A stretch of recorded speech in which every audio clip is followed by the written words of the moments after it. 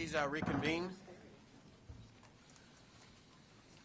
I just have a little announcement. We will be moving the dinner up to 5 o'clock.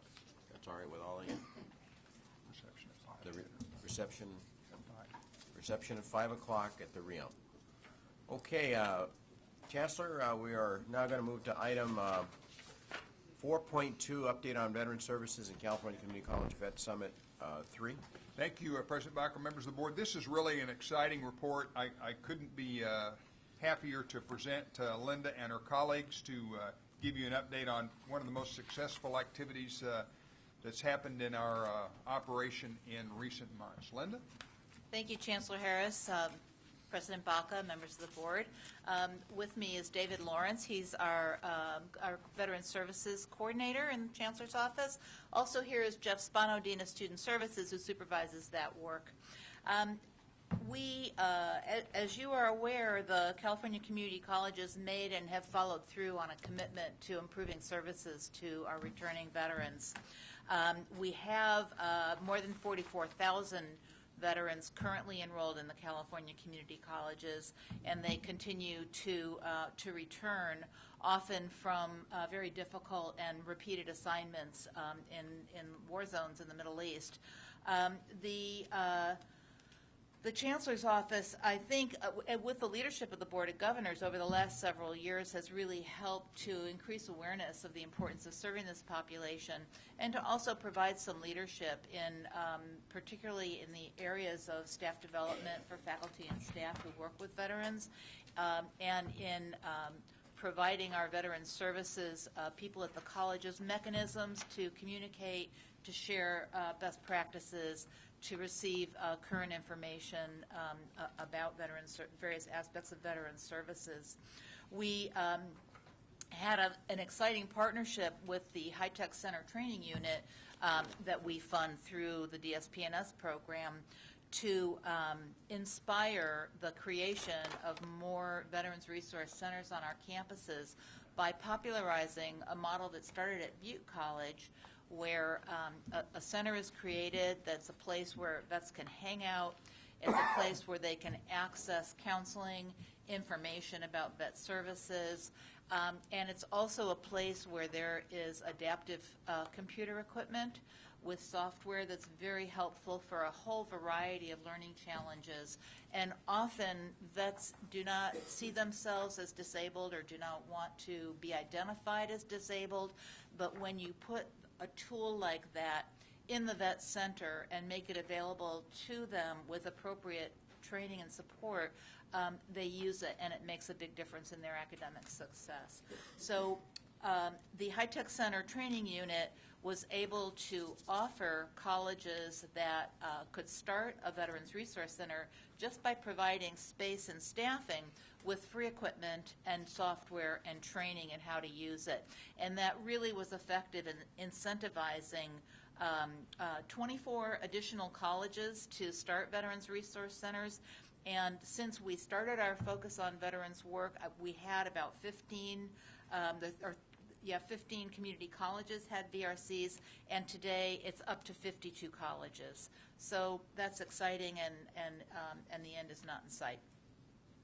We developed and implemented a welcome home training so that mainly for faculty and staff to increase their sensitivity and knowledge of the challenges that vets bring to them, of how their reactions based on military culture, how those might play out on the college campus, and how faculty and staff can be by recognizing that, work with veterans to be successful. And that training has been provided at 13 different community colleges and at 6 statewide conferences. So it's we've permeated that significantly throughout the system.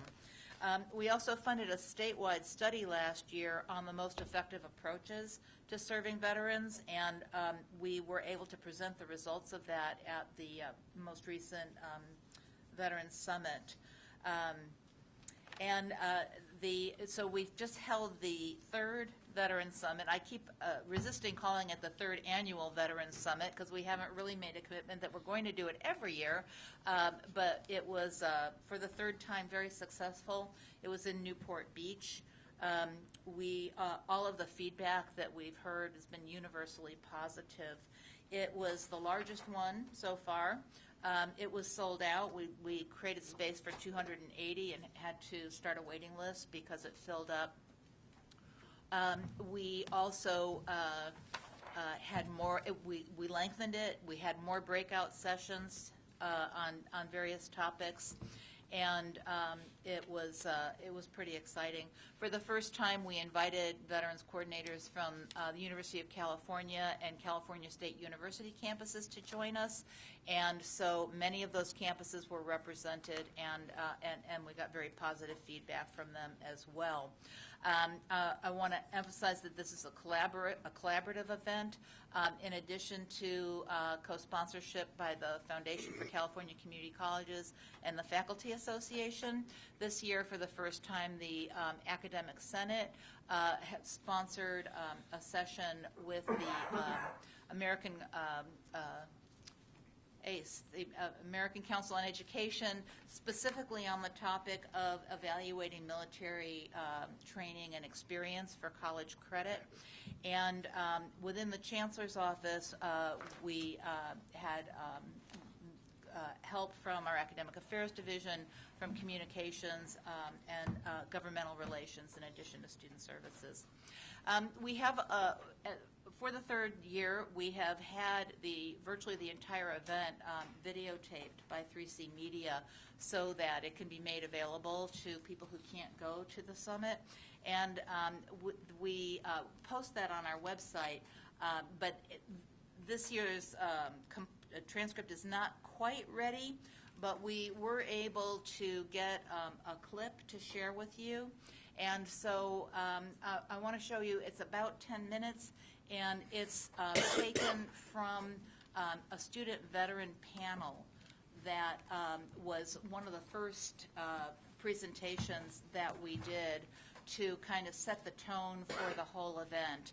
And the students are responding to questions about what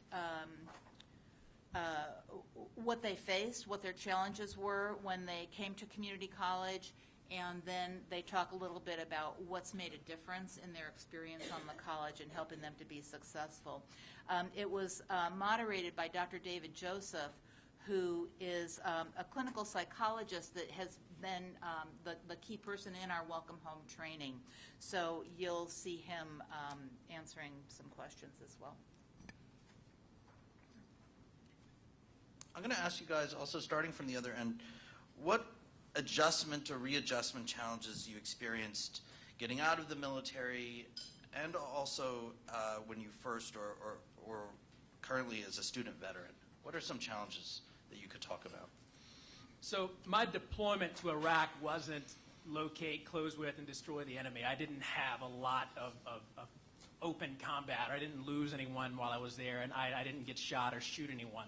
So I'm not eaten up with PTSD like you have some people have those circumstances. So I assumed that my return to be polite society would be a pretty easy transition. And I was ready to be done with the military. I'd closed that chapter, and I was going to go get my education.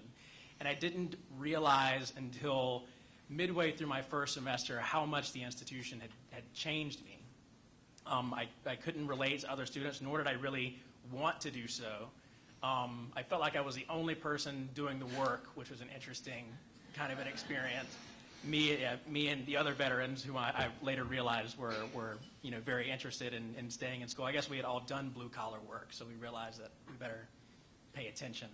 And then the other thing is bureaucracy. In the Marine Corps, yes, it's a bureaucracy, but you can call your gunnery sergeant and he can fix it. And he can go there and he can talk to whoever's in charge, or you can go tell the lance corporals that are working there that they better get these parts, or get us this ammo, or whatever it is we needed. In the civilian world, you don't necessarily have that benefit. You've got to navigate everything yourself, and as a veteran, you've got to juggle veterans health through the VA. You've got to juggle the GI Bill through the VA. There's college financial aid. There's college registration. And there's actual, any other benefits you want to apply to. And at least I can speak anecdotally what I've heard from others and then myself. When military personnel are faced with bureaucracy, they want to throw their hands up and say, we don't want to deal with this. We'll do without it. I think a lot of people do without services that are to their benefit because they don't want to put up with nonsense. And what we see is that, I don't mean to tell all of you that your jobs are nonsense. It's great. You're doing great work. Fix the bureaucracy. Anyway, so those are the issues for me. I would just get angry and I would say I'm not applying for financial aid because I don't want to, go in that office and fill out a bunch of forms and be told that I didn't shade this box properly or whatever the circumstance may have been. So those were the difficulties that I had. I went from living with 60 of my closest friends to being, me and my girlfriend and my dog and working every day, coming home, eating, sleeping, studying, and doing it again. And it was more traumatic than I like to admit, but yeah.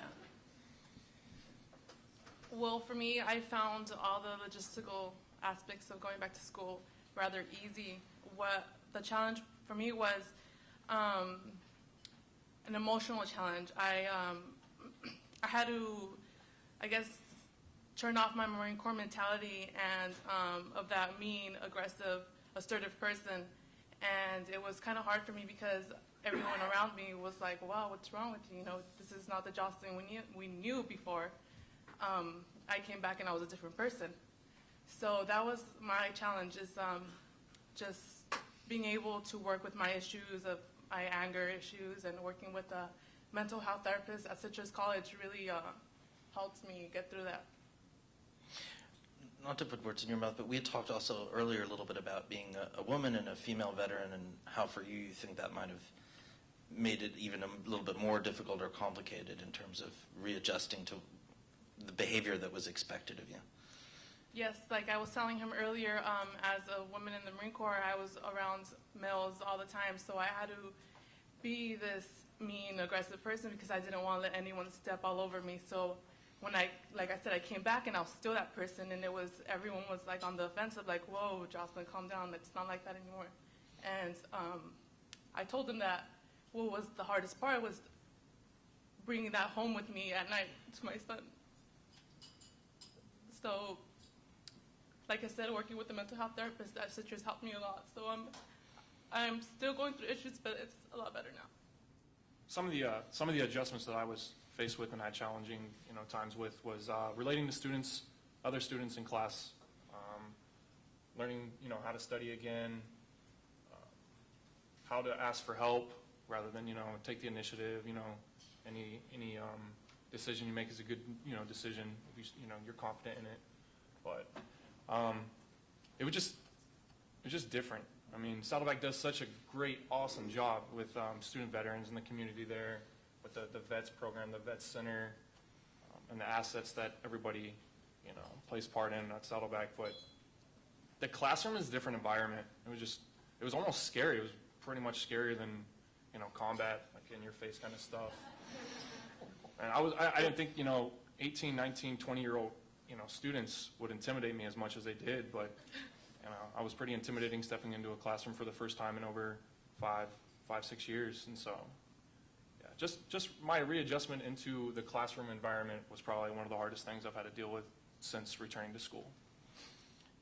I'm really glad that you mentioned that, because just as a side note, one of the things we were talking earlier about together as a group was sometimes instructors will tell me, or faculty will tell me, that they or someone they know is intimidated by veterans, that veterans come across in a particular way that's assertive or even sometimes aggressive. And I think that one of the things that can get lost, and that I think you did a great job of talking about, is that you yourself can be intimidated by the process of going to school, by knowing what the new rules are, by knowing what the new culture kinds of expects of you. And I think one of the things that gets lost that was just talked about is how intimidating that can actually be for people who we often think or might think can't be intimidated by anything.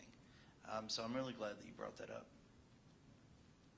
I want to ask you guys to talk about the kinds of experiences and connections on campus that had the most positive impact on you. What worked? what worked for you? So I also went to Saddleback, and I told you guys about the bad earlier, and that was just me trying to do it by myself. And I finally swallowed my pride a little bit and said, well, maybe I'll go to this Veterans Center and see if somebody has done this before. And I went in there were 8 or 9 guys talking about war stories and what unit they were in and how this one was better than that one and so on and so forth. And I fell into it immediately, and I realized that's really what I needed, that there's no need to reinvent the wheel every time a veteran goes to college, that he can learn from the people who did it, a week ago and tell him this is what hey, go down there, ask for this person, this counselor will make sure that you get exactly what you need, or here's a veteran specialist counselor who can actually, get you on track for the classes you need, and so on and so forth. Or just, if you want to complain about, the kids, or complain about a certain professor, or, talk about the best ones to take. That was the experience that I think really turned the corner for me. And in particular, Terrence Nelson became the gunny that I talked about earlier. If I needed something fixed, or I needed help, or I needed to know how to go somewhere and get something taken care of, I could send him an email and explain my issue, and he would tell me what I needed to do, or he would help me personally. And that's what really made the navigation of the system click and work. And things got a lot easier after that. Having the fellowship, the other veterans, getting involved. I got a job. I joked that I've never had a real job. They couldn't fire me from the Marine Corps. So, but I actually had work, and I worked as a transition assistant there in the center, and had a little bit extra money in my pocket, and was able to help other veterans navigate the same things and learn a little bit of the system myself. So that was the turning point, is reaching out and getting the help that was offered. Yeah. Great. Well, like you said, I think having a veteran resource center was a great impact on my college success, and also having amazing staff that worked there, like the program directors, Monica Christensen at Citrus College and Catherine Ward at Fullerton. Having certifying officials that actually care about their veterans, that understand that these veterans need the money, that they have a family, and that was amazing, because the certifying official that I had previously, she would go above and beyond for us. She only worked part-time, but she would come in after hours and still make sure that she was certifying their students so they could get paid on time. And that, to me, that's a great thing to have at veteran and student service centers. Having had the privilege of doing a number of welcome home trainings and being at a number of different campuses around the state, and this kind of what you guys are talking about kind of reminds me of this, and I wanted to call attention to it briefly, is that on campuses where things are really working well for veterans, one of the things that I always find when I ask them about positive experiences, very much like this question, is that you get individual names. So when a veteran talks about something being positive, they'll actually say someone's name. John, Amy, Mark, Todd, Terrence helped me, right? When they say that they have personal connections with somebody on campus. And when they're frustrated with campus, they'll say things like financial aid. Right? So, to me, what I get out of that, and it's not rocket science really, of course, is that personal relationships with you all really make a huge difference. And in this case, we're talking to students who you may be years removed from those relationships. It may have been a while since you had those relationships, but you're still talking about those people by name. You remember who they are. You know what they did for you. And so I can always tell the campuses that are doing that, because when we ask positive experience, they say, it's Mark that helped me, or it's Nancy that helped me. And that really kind of sticks in my mind today as I listen to you all.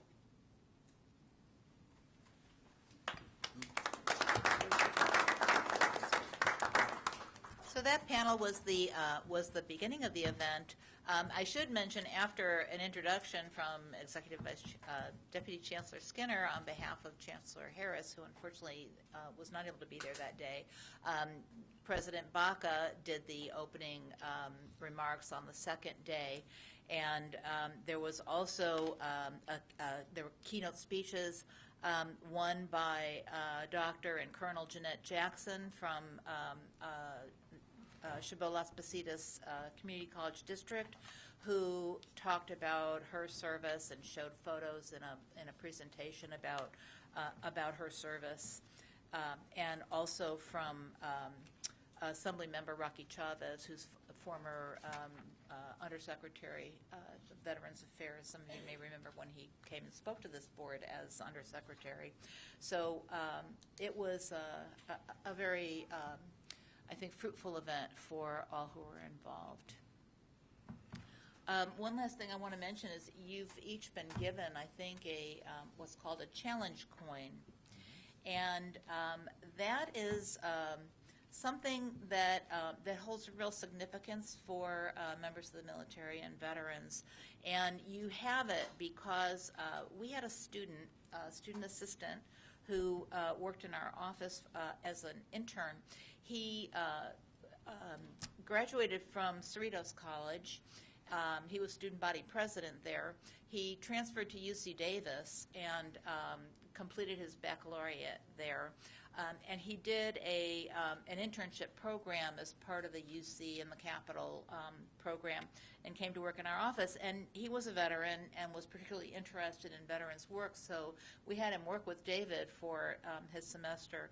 He then, when that period was over and he graduated, he's now working with the foundation on a part-time basis. But in any case, we were doing, I mentioned the research study on the effective practices, and he came up with the idea of producing a California Community Colleges Challenge coin to give to participants in the focus group as kind of a thank you. And the challenge coin began during World War I.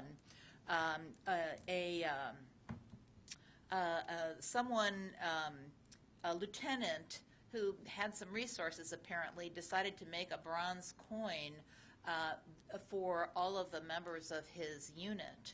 And he gave one to each of them that had the name of the unit on it. And shortly after he got it, one of the individuals was caught by the Germans behind enemy lines.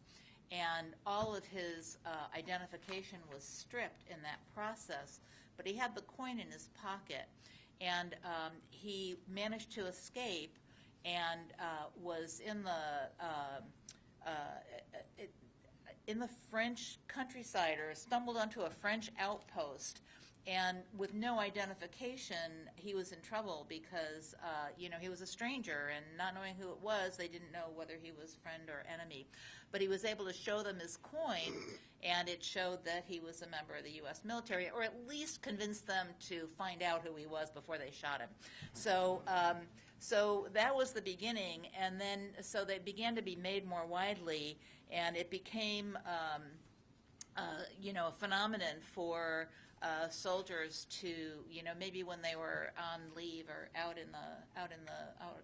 maybe celebrating a Saturday night, a soldier might ask his buddies to show their challenge coin. And if they had their challenge coin, then the challenger had to buy the drinks. And if they didn't have their challenge coin, then they had to buy the drinks. So that's kind of an experience that a lot of veterans share, and that we were able to bring forward, and now we share with you. Very good. We'll be checking challenge coins tonight.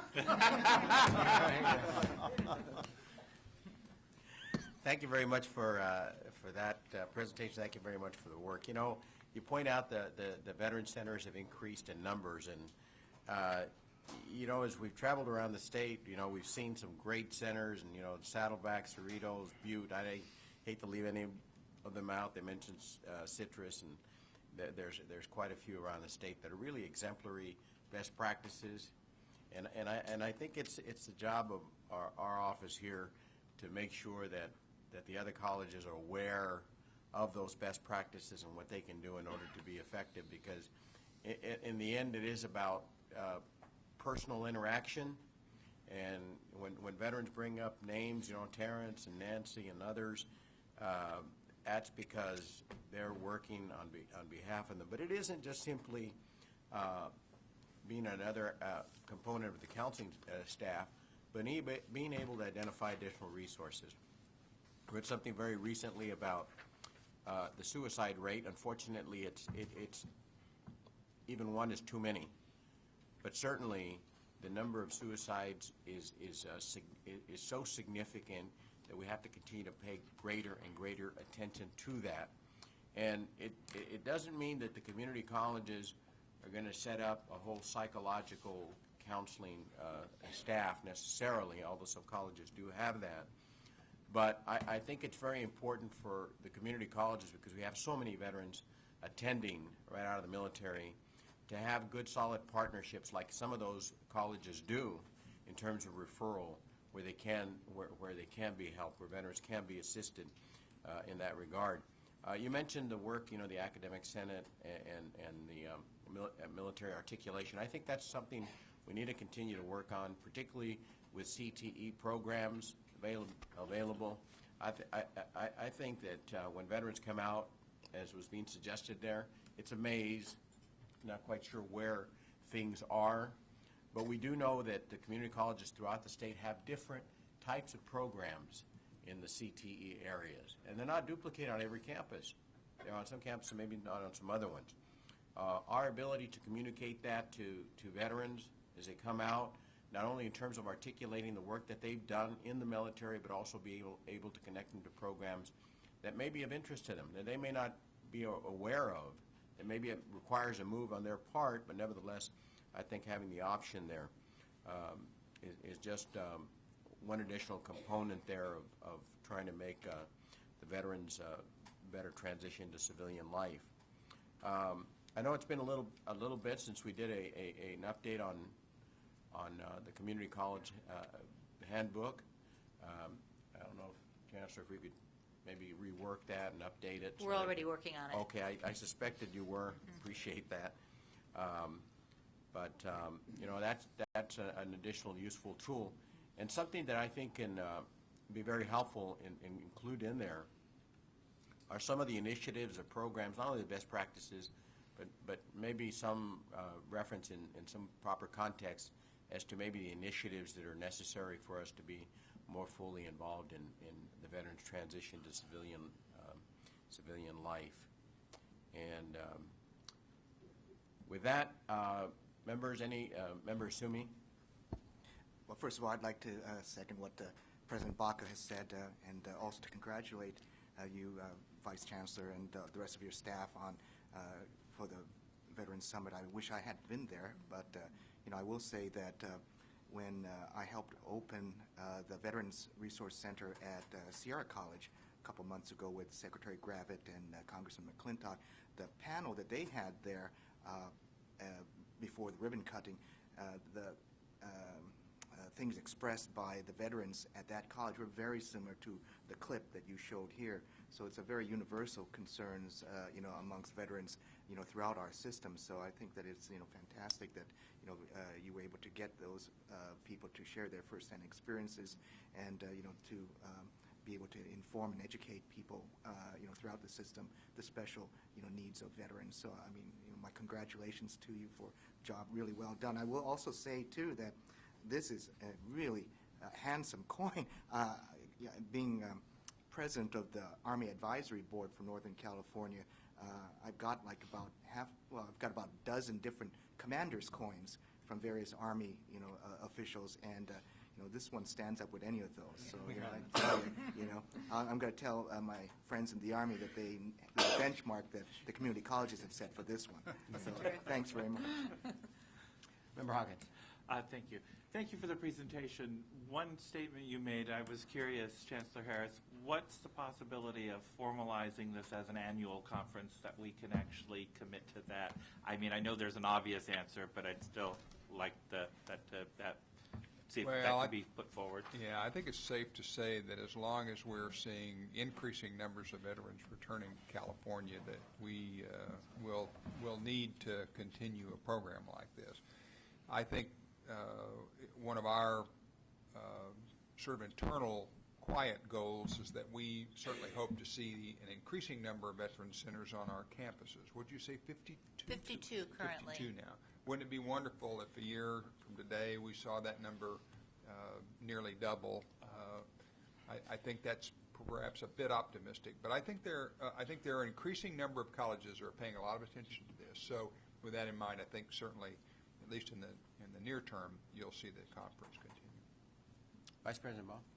First off, thanks for a great presentation and congratulations on the conference. It's something that, as a Board of Governors member, I feel very good about, because when I joined the board about 5.5 years ago, there wasn't as much attention and no organization focused on this, but thanks to the leadership of Manuel Baca and Bobby McDonald, our former member, and the Board of Governors adopting focus on veterans as a strategic priority for the system, I think moved the ball forward significantly, and it's something that we could look at as a tangible outcome of the work, because you don't always see tangible outcomes when you're a policy-making body, but to be able to see the progress that's been made is really heartening. And to know that the Board of Governors had some role in helping push the ball forward on that. And Lance, of course, too, has always been there and helped support that, too. It's been, I just wanted to acknowledge that and say we're very fortunate to have seen that vision begin to continue to grow into reality. Indeed. Indeed. And with that, I should also mention, again, J.P. Morgan Chase, Majestic Realty. I think those partnerships, those endorsements, that support that we receive from our private corporate partners is very important. Hopefully we can expand on that a bit to include some others to help us out as well. I know that there were a number of discussions that revolved around maybe some initiatives, what changes, and I know that we will be getting some of that more specific information as it comes up, and also include additional input from the field, which I think is always important. But if there's nothing else, thank you very much for that presentation. I look forward to the work that you continue to do on this in this area. Thank you. It's a very successful effort there in the third summit. So the fourth summit, you got a high bar. So right. There we go. Thank you very much. All right. We are going to public. We'll move on to public forum. I don't have any speaker cards Okay. for public forum. And being there no additional items there for public forum, we will be recessing, and the board will start in closed session for the Chancellor's performance review at 9 a.m. tomorrow morning. And with that, we'll recess.